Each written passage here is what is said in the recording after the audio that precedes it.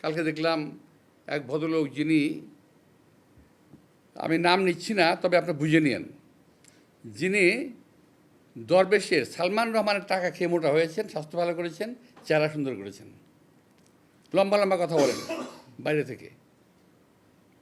খুব দুর্ভাগ্যজনকভাবে উনি আমার সম্বন্ধে কালকে বাজে কথা বলেছেন। তো বলতে থাকুক, আমি বলেছি না, কচু খেতে শুকর পড়েছে, আমি শুকরের পর্যায়ে ধরি ওনাদেরকে। তো আরেকজন আছে ফ্রান্সে, খুব আরেকজন আছে একজন ওখানে, কী বলে এটা, একটা নাম, ওটা হলো কী বলে এটাকে,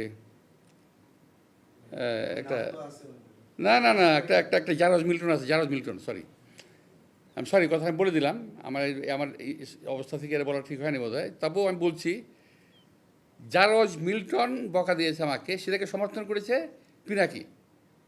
অর্থাৎ জারজ মিল্টন যে ভাষা আমাকে বকা দিয়েছে, পিনাকি সমর্থন করেছে।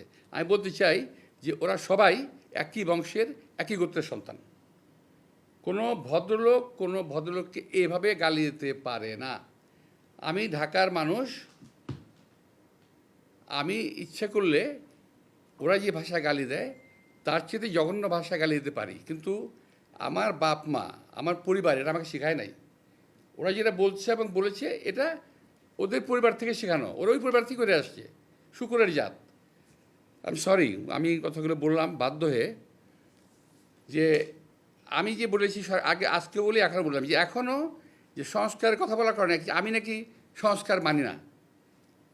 আমি বলছি ওই সংস্কার মানি না যে সংস্কারটা দেশের মানুষের প্রয়োজন নাই।